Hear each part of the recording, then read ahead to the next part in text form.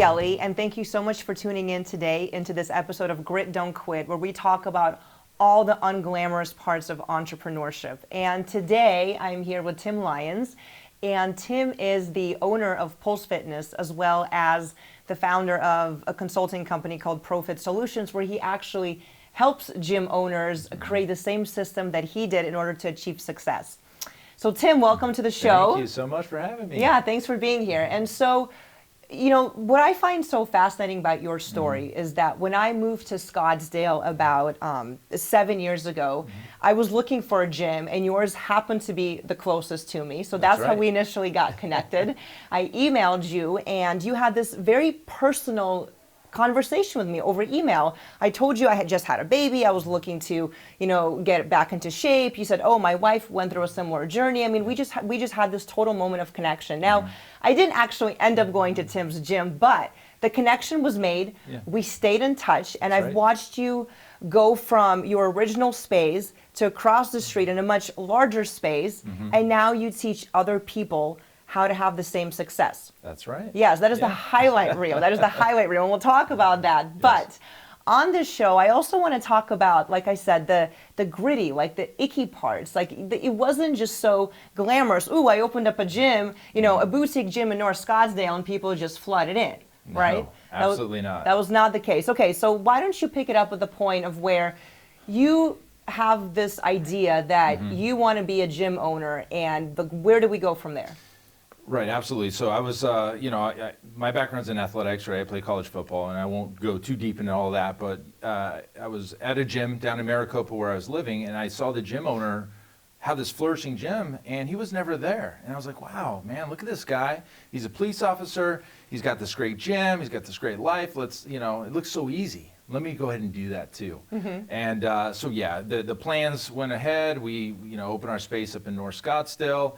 And right about that time, I was working for a construction company, and I got the axe, right? So all the plans went to the heck, and here I am thrust into being a business owner, and that's my only sole source of income, right? Right. And so within just a few months, we realized something was really, really wrong, and we had to make some dramatic changes to the business model. And thankfully, we did. And there was all these struggles and money issues and all these types of things that came up, but then we finally found the winning formula, and 10 years later, here we are with a thriving gym, and helping other gym owners do the same thing as well. Yeah. Okay, but let's not skip over all the icky parts. Okay, so the first thing I want to ask you, so you said we. Who's we? My wife and I. Your wife and I. Okay, and that's what I thought you were going to say. Yeah. So what's so interesting about your story is that, and as we were talking beforehand, you mentioned to me that your wife was actually your biggest supporter. Not only like, rah, Tim, you can do this, but she was actually, she stepped up and financially supported you because, like you said, you had just lost you didn't actually know you were going to lose your job. No. And so take me to that point. Like, how did that work out?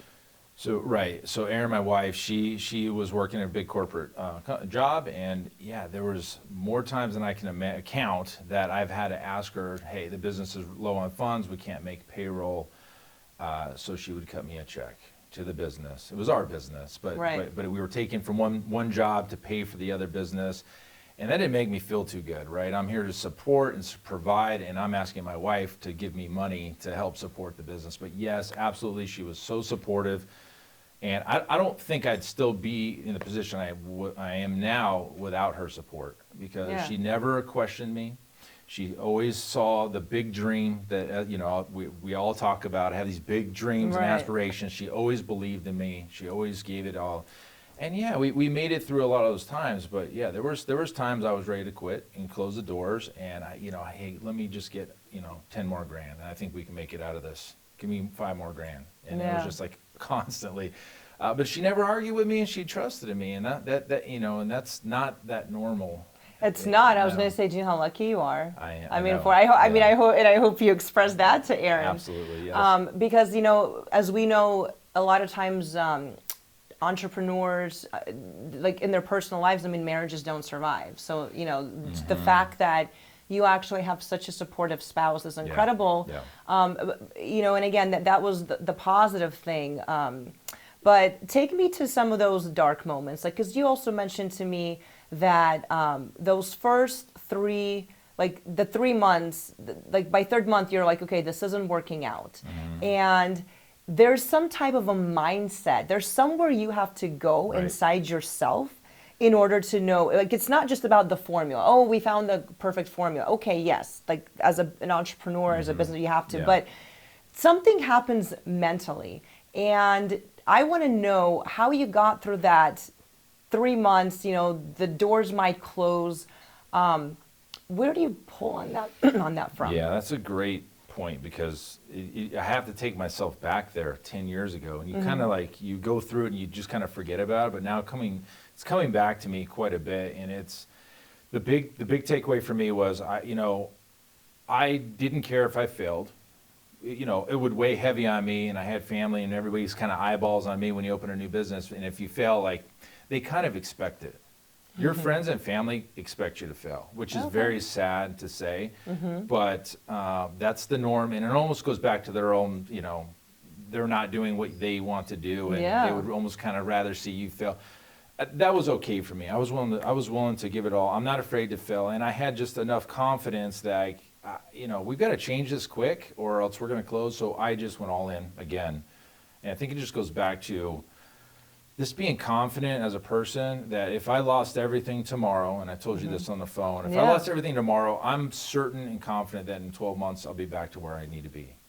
And, having that kind of that risk tolerance as an entrepreneur is absolutely everything, because a lot of people will pucker up real quick and just kind of go back to being, an employee. Because that's the easy way. That is the easy way. But how do you know that? Like I think, see that, like, let's go deeper. Deeper, okay. Yeah, no, I'm deeper. Okay. But how do you know that you're going to make it in 12 months? Because again, you could look at your own success and be like, okay, well, I was already successful with 2 businesses.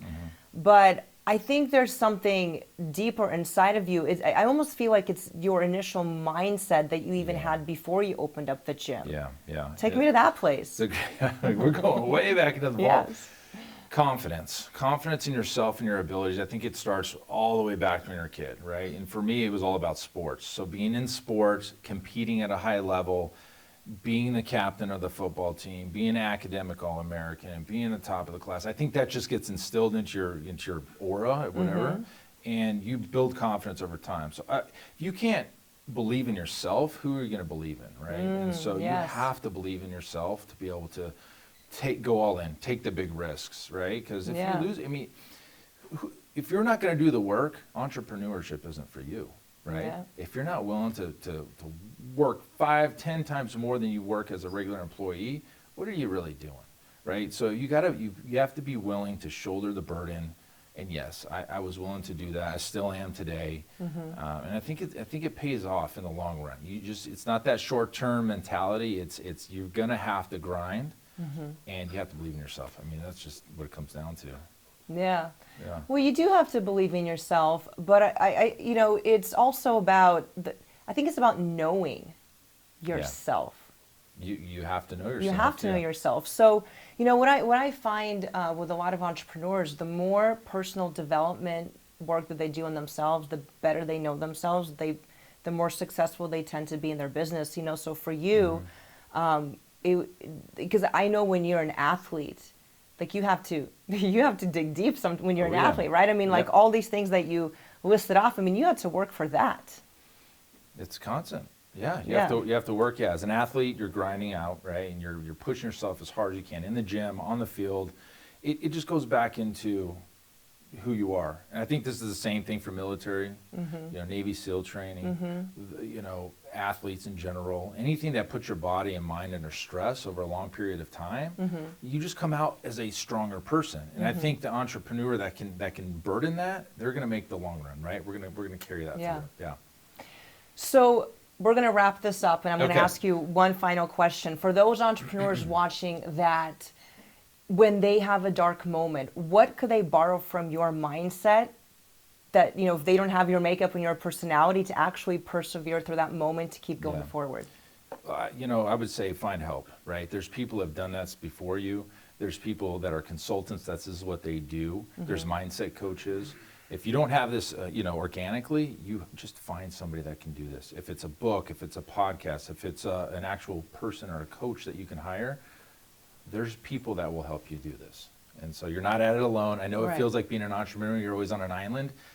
There's people out there like yourself that can help, right? Yes. So yes. that's what I would recommend. Tim, thank you so much for being here. It was Yeah. wonderful to have this candid conversation with you. Yeah. And thank you all of you for tuning in. This episode was produced by Inspired Media 360 TV. So head on over there for more great content, our contact information. And until next time, don't quit.